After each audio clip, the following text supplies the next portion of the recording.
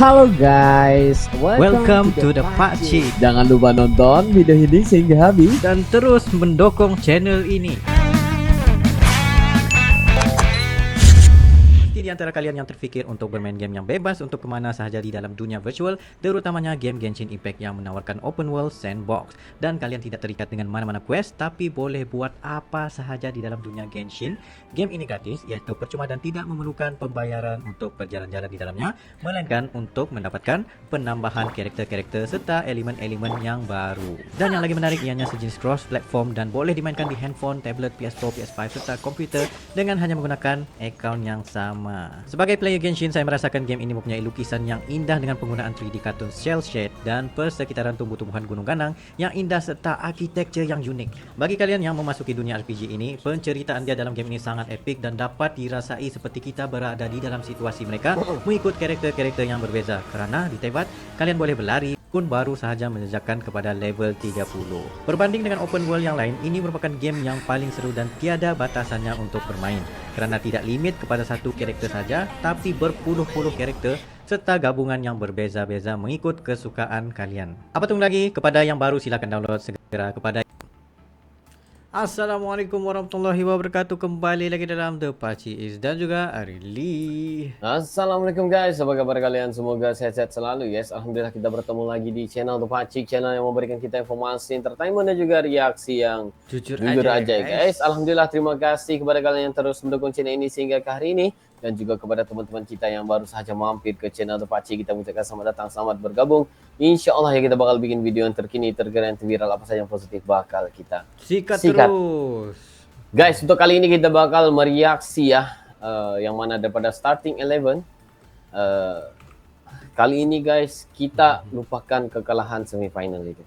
Yes. Tetapi kita fokus untuk timnas Indonesia, fokus rebut tempat ketiga guys ya. Itu adalah fokus terpenting untuk sampai ke tahap Olimpiade Paris guys. Yes, mari kita siap bergembira lagi ya, karena ini adalah peluang terakhir buat Indonesia untuk ke Olimpiade Paris 2024 ya. Inilah ya yang kita tunggu-tunggu sebenarnya juga ya, perlawanan besar ketiga ini. Jadi guys, kita berikan dukungan penuh lagi pada malam ini ya, kita sebentar saja lagi ya, jadi kita harus ya menikmati dan juga doa jangan putus. Amin, untuk kita mendoakan Indonesia sokong terus guys pergi ke Olimpiade Paris ya. Benar, ini adalah strategi Pak Irta dan Shin Tae-yong juga ya.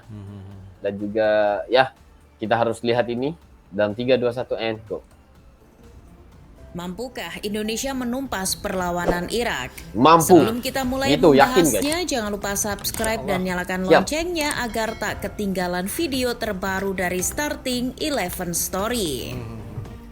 Irak yang akan menjadi lawan timnas Indonesia di perebutan tempat ketiga bukanlah lawan enteng.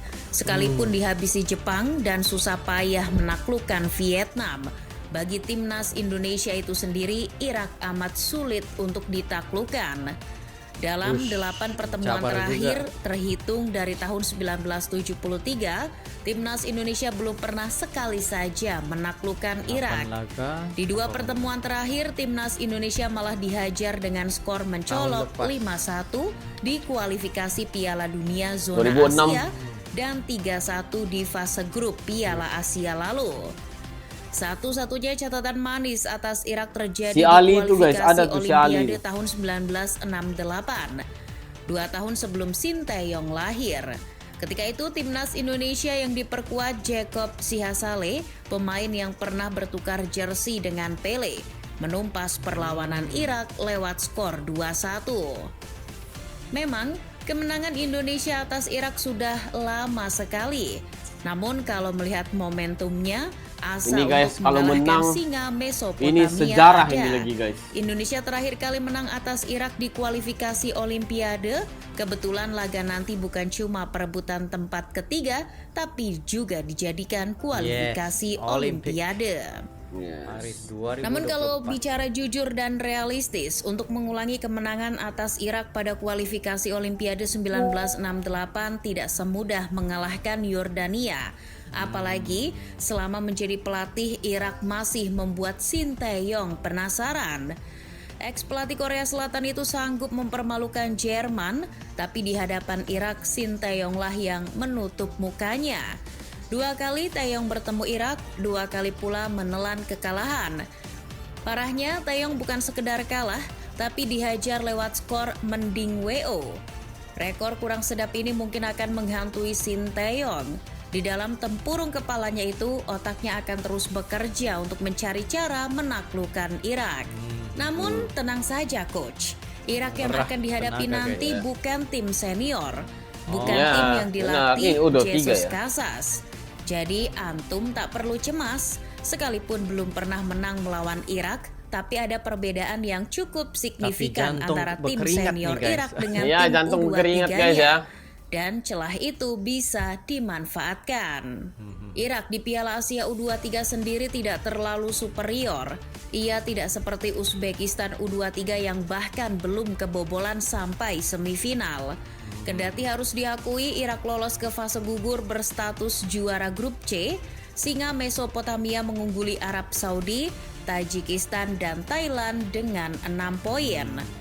Irak bisa menjadi juara grup C karena unggul head-to-head atas Arab Saudi. Namun dari segi produktivitas mencetak gol saja, Irak masih kalah dari Arab Saudi. Anak asuh Radi Senaisil hingga babak semifinal baru mencetak 7 gol saja. Sementara Arab Saudi mengemas 10 gol sampai semifinal. Jumlah gol yang dicetak Irak U23 sama persis dengan Indonesia. Baru dari segi gol yang diciptakan saja, Indonesia dan Irak berimbang. Nah, menariknya tidak seperti Uzbekistan, Irak U23 adalah tim yang mudah kebobolan. Sampai laga semifinal kontra Jepang, gawang Ali Jasim dan kolega jebol 7 kali. Jumlahnya sama dengan timnas Indonesia. Namun anak asuh Shin Tae-yong bisa lebih baik dari Irak terutama di fase grup. Sebab di babak grup Indonesia cuma kebobolan 3 gol saja, sedangkan Irak sudah 5 kali gawangnya jebol. Pudi-pudi gol Irak U23 kebanyakan berasal dari satu pemain yakni Ali Jasim. Pemain yang juga mempunyai 11 caps di tim senior ini bahkan menjadi top skor sementara Piala Asia U23 dengan 3 gol. Dengan kata lain, Justin Hubner CS harus mengencangkan ikat pinggang untuk menghadapi gelombang ancaman dari pemain 20 tahun itu. Jasim yang versatile bisa menebar ancaman dari segala sisi.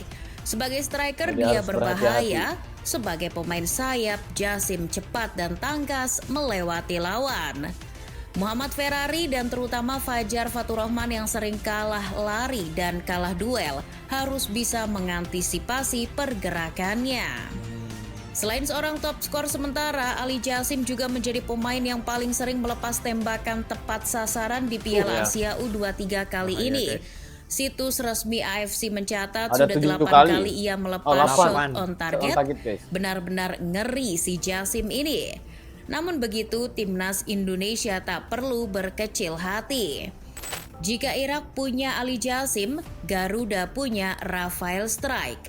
Kalau tidak tiba-tiba sakit perut, Strike bisa bermain di laga perebutan tempat ketiga nanti. Pemain kelahiran Leiden Belanda ini akan menyaingi Ali Jasim di lini depan. Strike tak seperti Jasim yang meledak-ledak dan murah senyum. Ia kurang ekspresif dan pelit senyum di atas lapangan. Tidak hanya perangainya, gaya main keduanya pun berseberangan. Jika Jasim sangat sporadis, Strike kelihatan malas berlari. Namun justru itulah keahliannya. Mobilitas pemain keturunan Semarang ini begitu mengagumkan. Ia tak hanya fokus di lini depan, kadang juga turun ke belakang, menjadi penghubung antar lini. Strike ini gaya mainnya seperti Kai Havertz yang terlihat tak bergairah tapi cakap menafsir ruang. Keahliannya menafsir ruang ini membuat Strike tahu kapan harus menjadi penghubung, yang bagus kapan melepas tembakan. Strike juga telah membuktikan kapasitasnya sebagai penyerang. Di Piala Asia U23 kali ini, El Klemmer bahkan termasuk pemain yang paling sering melepas tembakan ke arah gawang. Total sudah 6 kali ia melakukannya. Jumlah itu hanya kalah dari Hussein Nurchaev dan target guys 6 kali juga. Kurang jantan 8. kalau cuma nyalahin wasit atas kekalahan melawan Uzbekistan. Timnas Indonesia tidak boleh menjadi udang yang tak tahu bungkuknya. Mereka Wah. harus mencium telapak tangan sendiri, bau atau tidak.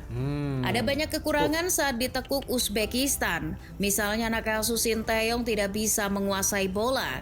Mereka terus ditekan oleh pasukan Uzbek. Betul, STY sering menyesuaikan taktik sesuai lawannya, namun jika hanya bertahan justru fisik makin mudah lelah.